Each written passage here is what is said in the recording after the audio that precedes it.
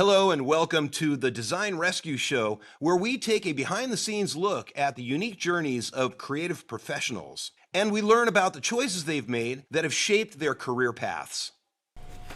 Welcome to the Design Rescue Show. I am your host, David Block, and today with me I've brought in Bill O'Neill. Hello, everyone. Welcome, Bill. Thank you. Bill, first of all, so a little history about Bill. I want to go back to just to summarize your work history, your work experience. You went through, Ontario College of Art and Design. You've been an art director. You have been a senior art director. You've been creative director. You've co-founded Honest Mechanics, which, side note, I did help you with that website. I remember working on that a little while ago, so That's right. Had a little part to play in that, just a tiny little bit. You also worked as a part-time teacher at the Art Institute of California in Orange County, which, by the way, it's where I graduated. Mr. O'Neill was one of my teachers. He taught advertising back when I was there from 2001 to 2004. And also the founder and creative director and principal for Geared Advertising. You're also currently simultaneously creative director with Think Versatile. Is that right? That is correct. Okay, excellent. Good rundown. Okay, well, let's start with the very first question. I want to go back to your educational beginnings. Your journey at Ontario College of Art and Design. What got your, let me say it this way, was that where you got your interest in advertising and the creative industry, or did it start before that? Gotcha. Okay, so let me just take a quick step back to like the high school days. Right. So probably a lot of you have experienced the same thing. You have an interest, a little bit of a passion into art. In high school, mine was fine arts, so I thought I was going to be a painter. So now, needless to say, I'm going to share a little bit with you on this as it relates to high school, and that is, I was not straight A student. In fact, I was lucky to be C-. Hated school. I think school hated me. Like, I really did not like high school. Now, if you guys are there with me, then fantastic. If you're, hey, this is a great experience, just tag along with my little story here. But the main point to that wasn't anything I was passionate about except for art. That's where I spent the most amount of time in high school, was in art class. And then you'd come across good teachers like yourself that mentored you. And by the way, I'm going to aside here is fantastic job to Mr. Block. Back in the day, you had a high school teacher that you wouldn't see them other than during your class, and then the amount of time that they would actually try and mentor you, right, which was very minimal, because when the bell rang, they were gone too. So the hats off to you, because of A, your program, B, your passion, C, the level of that you take this to, that now you can pour into other students that doesn't even have to be at the school. Mm-hmm. So you're doing a fantastic job. So thank you. So kudos to David. So I was inspired by a couple high school art teachers, and they encouraged me to go to art college. Now at this time, I had no idea that OCAD now, they added the design, so OCAD, had no idea the rep that school had. It's one of the largest private art colleges in Canada, and you'll hear the out and about, yes, I'm Canadian. And I honestly didn't know what school this was. I was okay, well, you told me to apply, I'm going to apply. So how I got into this, and this might be something of interest if you guys are following this path, generally not only a little bit of your marks, a lot of your talent and your portfolio. So getting into college, what they're looking for is more diversification. They're looking for, do you have interest in photography, fine art? Do you like to draw?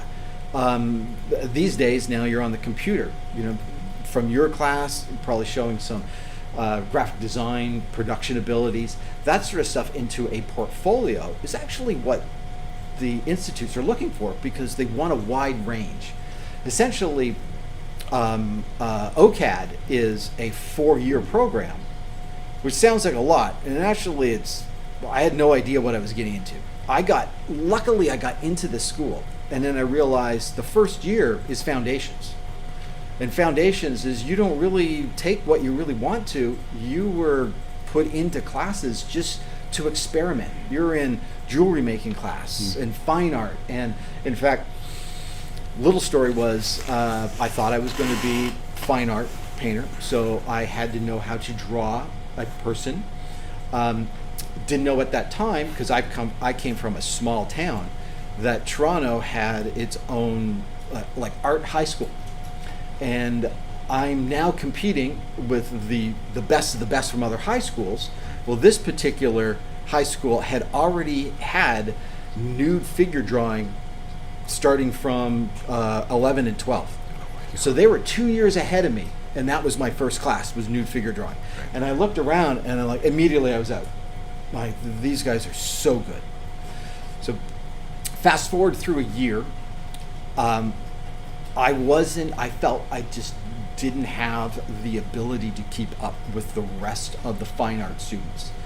So then I started exploring graphic design, and I entered in, because after that first year of that particular school, you have to build a portfolio, and then you have to apply to a program, and this was the design program. If you don't get in, you have to repeat foundations, so you could be in there 5 years. Oh my gosh. Yes.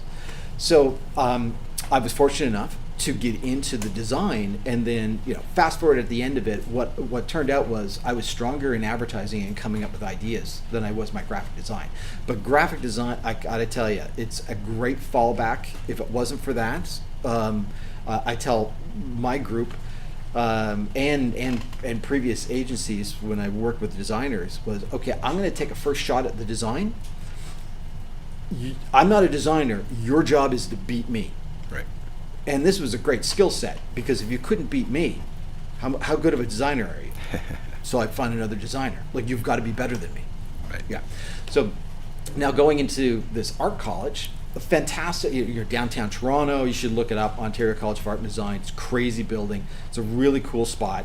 So I walked out of there thinking, oh, I'm going to take over the world. This is going to be fantastic. I've got a great book, and everything's amazing.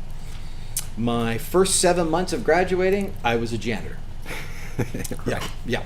But what got me in, surprisingly, now this is right at the cusp of when Macintosh Apple computing came out. So we had our own kind of a room like this. And I mean, we're talking just the start of it. So I think we had Cork, which is the InDesign now. Right. And Photoshop. I think Illustrator was around too. But what I was seeing in school was the students that were kind of home with their parents and didn't have to work. Like I put myself through. I had 2 part-time jobs and worked on the weekend, and went to school during the week. So their parents would buy them computers, and their layouts were all very well put together. And I felt I was being judged on even like the slickness of the ad. So I quit my 2 jobs, and I got a personal loan from a bank to pay for my rent for 6 months, and I threw myself into the computer. And by the end of it, I was the person that was teaching people. Like I was running the Mac shop.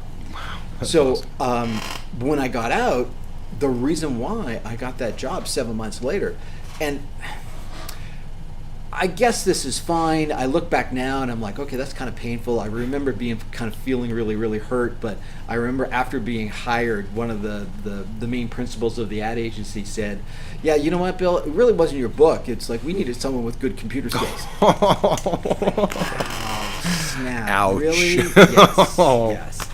So I'm like, hey, you know what? I'm happy to be in. Right. So my first job was a junior art director, wasn't a designer. Like Right. art directors are slightly above.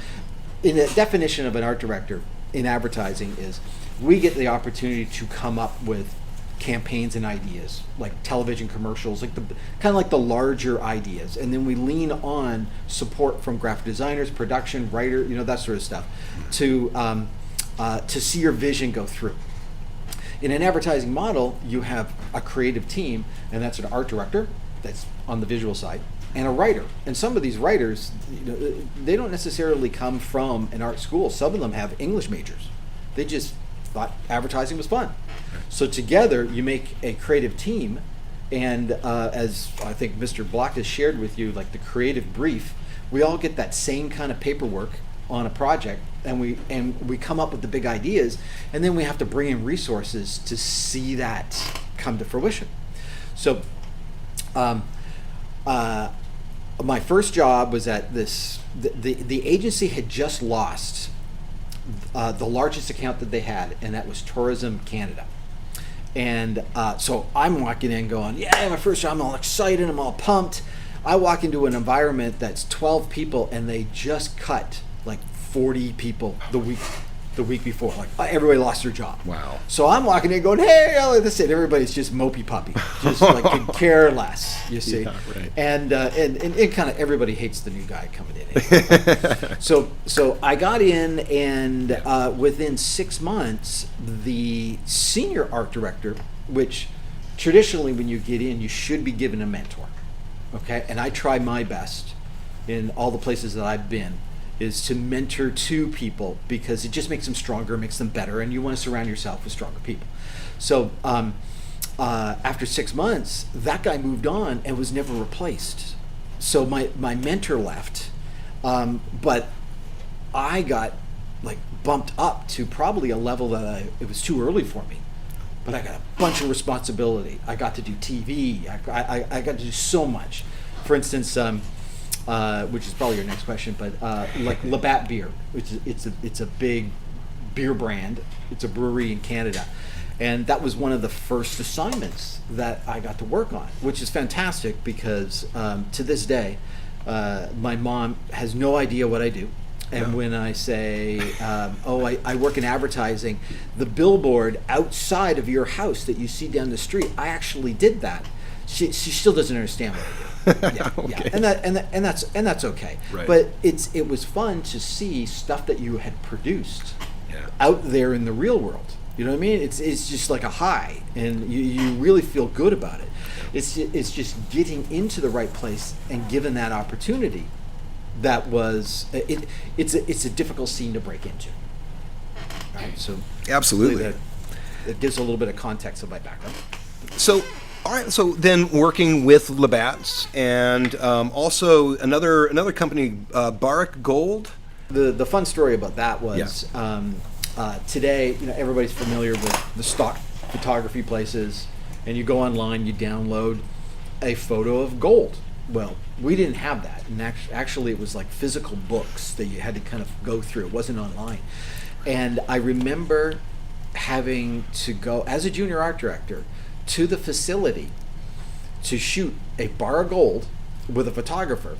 And it was in the middle of nowhere in Mississauga, like Ontario. And you walk in, and you took an elevator, and it was like Mission Impossible. You'd go what felt like 20 stories underground. Wow. Yes, and that was the vault. This is in the middle of a city that you had no idea it existed. Right. And I also had no idea how heavy gold was. So the brick is about that big, Yeah. and you couldn't fit your fingers underneath it to lift it up. It was that heavy. Wow. Yeah. So that was just kind of thrilling to do that. Yeah. And you had security around you because you couldn't. They're looking for if you peeled off a flake.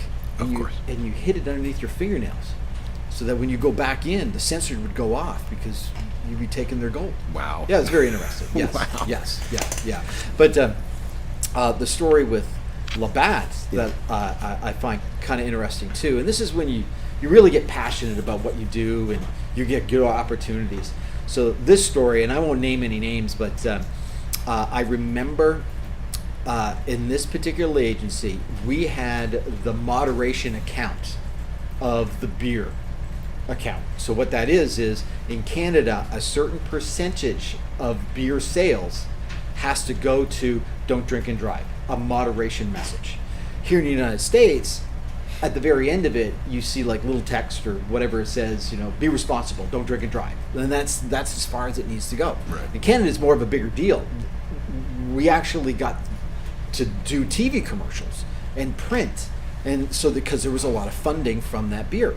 So maybe it's a little pat on my back, but it felt good kind of cutting your teeth in the industry when after the entire campaign about don't drink and drive had launched, apparently the higher ups from Labatt kind of in a nice sort of way threatened the agency that had the big large brand account that sold beer to say, hey, if you guys don't kick it up a notch, I'm going to take that account and I'm going to flop it. Wow. With the moderation. Now I'm sure that was just a joke and it's kind of like a water cooler story and stuff like that, but it apparently our direct boss, because of the work that we did get promoted up the channel because they're like, okay, well, you seem like a smart guy, you're doing a good job over here, what can you do somewhere else? Yeah so that was kind of a nice little feeling. Interesting. Yes. Yeah. All right. Yeah. If you're enjoying this video, please take a moment to hit that like button, leave a comment below, and subscribe to the channel so you won't miss our future videos. Thank you. So with Labatt, were there any, let me ask, put it this way, was there a project that was challenging, that gave you a challenge, or that was maybe pivotal for your career? That's a good question. There wasn't so much, and I think previously in looking at your outline, there was also something that related to like advertising in the '90s. Yeah. So let me speak to that. Oh yeah, absolutely. There was really no pivot other than, remember earlier I had said that you want to diversify your book, and essentially your book got you into school, right? Well, that book also gets you another job. So you take what you created from one agency and you take it over to another agency and you say, hey, hire me with more money. So you build up your portfolio. Well, back in kind of like the 90s, and I don't know if this is the same way today, because I honestly miss the scene, the advertising scene in Toronto was fantastic. So that was my takeaway. Yeah. It was a group of people that were passionate about their craft, but also would go out to events. And television production companies would put on events, and in the summer times, it felt like every weekend there was a party. And this is before social media. Right. So this is just word of mouth. Hey, so and so is having a party, and you just show up. And you'd walk around, and the head creative directors from like the global agencies would show up. These days, they're like, no, that's the young guy stuff. I won't even show up. You know what I mean? Like I've won enough awards. That yeah. In Toronto, these people would show up. Yeah. And the group that I started with were a little older, but they knew everybody. And these guys would walk me around and introduce me to people that I had no idea who they were, right. But I knew they were like hot people in advertising in Toronto. Mm-hmm. So I missed that, because when I moved here to California, I started in LA and then ended up in Orange County. And probably because of how spread out things, Toronto is very centralized downtown. But LA used to be like, on Wilshire, all the agencies, that's where their Fifth Avenue was, kind of thing. Mm-hmm. And then Chiat branched out to Venice Beach, and it kind of became fragmented, and it felt less of a community, and it was just more spread out. And then I moved into Orange County. I actually kind of feel a little bit the same. It's the same way. It's a little fragmented, right. And I wish it wasn't like that. And in all honesty, I probably should have done a better job of being more part of the community. Mm. But I do miss the kind of the Toronto scene. Right. Yeah. I hear you. Okay. So now in 2004, you started your own business and began teaching. Mm-hmm. And so what led you to to those roles, to starting a new business, going? What led you to teaching? Yeah. Yes. Okay. So two things. One part would be the starting your own business. Right. All right. So I think at a certain point, whether or not you're in marketing, advertising, you get to a certain point where you think that you could do a better job. And I got to that point. I was a little tired of being the art director and having the creative director then have a say on your idea. And it's like, hey, that's a great idea. What if you did this, this, and this? And sometimes, in my opinion, sometimes they didn't make it better. And I honestly, I tell my group, you're only as good as your creative director. Because if your creative director doesn't see the vision, if David doesn't see the vision in your work, then guess what? It doesn't make it to the next round, or it doesn't make it to the design rescue team for it. Right. You see? Because he's technically your creative director. He pours into you and gives you direction to make something better. But over time, you look at it and you look at some of the people responsible for that, and they're not seeing your vision.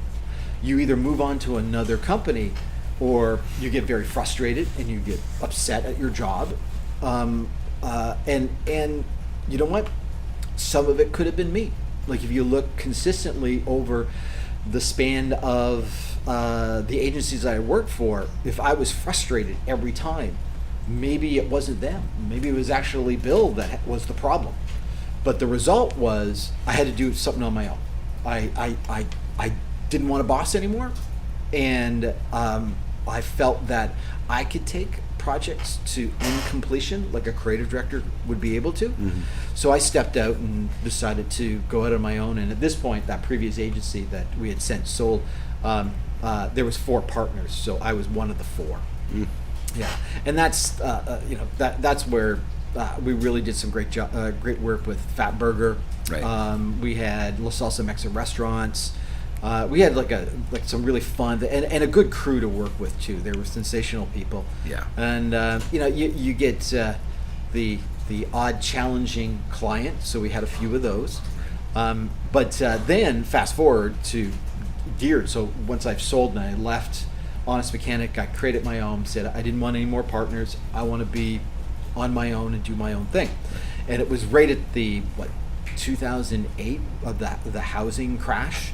So I started that agency out of my office in my house. Mm-hmm. So I think I did that for 3-4 years, because you do what you could do just to get by. Right. You see, and now I'm in Irvine, and let's see. So that's kind of was the evolution of how I am where I'm at with an agency. Mm-hmm. Yeah, mm-hmm. And then as far as teaching, I was teaching back with Honest Mechanics. But our PR partner at the time was responsible for launching the Art Institute of California in Orange County. So in talking to the dean, I think the dean said, hey, do you know anybody? So he introduced me. In a couple rounds of interviews, I started working at the college, mm-hmm. which if I can jump back to high school, this is kind of laughable. Here I'm an adjunct kind of professor, an instructor at a college level, and I could barely make it through high school. Isn't that interesting? Right. Yeah. Because once I got into post-secondary and got into college, I became passionate at what it was. Right. And then I realized that at that point, when I start making A's, I'm like, you know what? For all this time, I thought I was stupid. I thought I was like subpar, and right. Everybody else was different, and you know what? No, I was different because I was artsy, and that's what made me different. But I didn't see that at that point. I just thought I had a shortcoming. I can absolutely 100% relate. It's almost like you're dictating my life story, because I liked high school. I enjoyed it. I was in drama and choir a lot, but I really wasn't a great high school student. But when I got into college, everything changed because I was passionate about it. It was fun. Every single class that I took was like building my ability to be more creative, regardless of what it was, history, ethics. It all helped to build me to be what I am today. But all of that changed when I realized that when I got into college, that it was leading me somewhere, because I didn't see that in my past. So I can totally relate. Yeah. And back to you guys, if there's one thing to take away from that, whether you're into the high school or sports and stuff like that, if it's just not, you're just not wired for it, that doesn't mean that there isn't something else out there that you can't find, that you can master, and you can be very good at it, and you can make some good money off of it in some cases. Absolutely. Yeah. Very good point. So on the topic of humor in advertising, I noticed one thing that I love about Honest Mechanics and all of your work is that you inject humor into, maybe it wasn't you, maybe that was the client saying, we need something funny. But how did that come about? Did you just decide for this campaign, we need comedy, or how does that work out? Well, in most cases, it's the brand personality. Right. Does it make sense that the brand has this type of attitude? And would humor resonate, and does it align with the brand? So it really comes down to that. As much as I'm a designer, I write a lot of the headlines, and I've had, and some of those that you're mentioning have been written by other very talented writers too. Right. But some of them are mine as well. And those writers that know their craft have an ability to write different types of humor, or change the mood. I only have one style. I like writing the comedy. I like writing the fun headlines. You know what I mean? So I can write as an art director. It's kind of rare, but I can write. So to sum up your question, it really comes down to the brand, whether or not it's appropriate for that brand. Yeah. Right. Okay. Excellent. So. Would you happen to have, let me say that a different way, drawing from your experience, many years of experience, lots of different roles, what sort of advice would you have for students in high school or college moving into the creative industry? Sure. Well, I would say the very first one is, and I mentioned earlier, is that passion. If you don't have passion, you're not going to succeed. So you find something that you're passionate in. I think the second, like for instance, skill will be developed. So you might look at it and go, oh well, I'm not very good at that. I'm passionate about it. That passion will actually get you there, because you'll develop that skill. So don't think that is a shortcoming. I think that passion and probably commitment, and not saying no to yourself, and listening from other people. I think because there's been plenty of times where I've heard, even at the art college, I had my fourth year design instructor told me that I'd never amount to anything. Oh, really? Yes. And oh my God. I remember that to this day, because it actually, when I struggled, I kicked myself in the pants and I said, you don't remember that guy? Like, you're not going to let that happen. Right. Yeah. So it was actually a little bit of a motivation. Yeah, for sure. Yes. He was upset because I skipped his class, and when he came out of his classroom to see where I was at, I was working on another instructor's thing. Okay. So I think that's why he was like upset at me at that time. I see. Yes. Okay, all right. Yeah. That can do it. Well, excellent. Is there anything you'd like to add, or would you like to show some of the work that you brought? Well, you know what? I'm gonna let David handle this in a different way, whether or not it's through awards or however. Sounds good. Yeah, that works out. Last time I was here, I brought like a bunch of award books, and I quizzed everybody and see whether or not they were paying attention. And I remember this side of the class was killing it. I actually had to tell them, okay, you can't win anymore. But I have a couple leave behinds that I thought was fun. So some of the things that I didn't share is,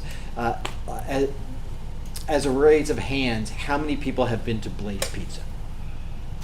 Okay, so everything you pretty much you see at Blaze, I have a branding agency. So that's what you create. You go, oh, okay, what does a pizza company look like? So we started with Blaze a couple stores in, so some of the earlier logos, and we've since redesigned that, but some of the earlier logos wasn't us, but for the last like 7 some odd years, it's been our agency. All right. As a show of hands, how many people have been to Dave's Hot Chicken? Dave's Hot Chicken? Wow, gosh, there should be a bunch of you guys in right? there. I don't know if you guys follow Dave's, man. It's just it's a bomb chicken. All right, so last Christmas and this Christmas, we usually do some fun things for our clients, stuff like that. So last Christmas, we created a Dave's Hot Chicken coloring book, and we sent it to the corporate office. So only the corporate people got this. And it's kind of like a little bit of a storybook. You kind of open it up, and it's got the Dave's kind of tagging graffiti that's all over their store, their locations. Yeah. And then you have Dave's, which essentially the mascot is a rubber chicken. Right. And so I brought that as probably the number one giveaway. So someone is going to get that. That's based on this gentleman right here. Okay, but we went so far as to make like crayon cases for Dave, and had an illustrator, actually one of our designers at the agency, illustrate all the artwork that's in there. And then of course we had to print it, put it in the sleeve, so putting all the packages together, and then of course we send it to them for Christmas. And kind of go, hey, Merry Christmas, here's your stuff. So here's one thing. So this is great. Just this past year, we think, how do you beat that? And that was actually a little difficult to beat. So we said, okay, well, why don't we wrap all our Christmas presents or send something to them that they could use during the holiday season. So we came up with a kind of a dual purpose. It's two-sided. So it's the 12 Daves of holidays, and the back is wrapping paper. So we'd send that to them, and so I brought a bunch of this stuff. And the reason why actually this is kind of exclusive, because only management at Dave's and the owners got these. Same with that. This did not go out to the public at all. That's right. It's kind of exclusive. No one else has this sort of stuff. Yeah. So that's a little gift to you guys, but I thought it would be fun. Right. So very cool. Very cool. I'll maybe walk around and show you guys this in just a minute. Maybe one last note on it, and maybe it should have came across it like maybe the top of this, but I got into advertising, but part of advertising is branding, and branding is coming up with an idea that revolves around a product or service. Okay, and you guys, hands down, your demographic knows brands better than any other demographic. Like you got influencers that are creating their own brand. So understanding the word brand is that term is way more sophisticated and understood by your demographic than it was ours, or even like 20 years ago. You see, so. When I say creating a brand, and you take a pizza company or a burger company or something like that, it's got to start from something. And brand isn't just a logo. That's the start of it. But what is there murals on the wall? What does the menu look like? What does the food photography? Someone has to say, well, I want it shot moody. I want it shot light. The art director / creative director, we get to think about how do you craft this identity into a brand.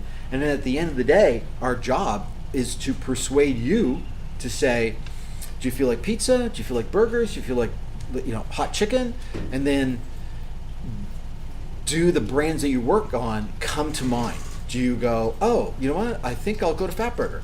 Like, of all the burgers, I'm going to go there. Or pizza, do I choose the other competition, or do I choose Blaze because I like the vibe? I like how they put things together. You go to Days for hot chicken, you see. So you look at that and you go, yeah, man, I like totally align with that brand. It's fun, and the food is great. So the best that we can do is build a brand that can communicate something of value that you will consider going. Can I honestly say, oh, let's create a brand that everybody's going to walk through that door?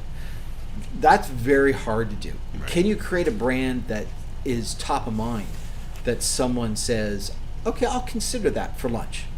That, I think, is possible to get there.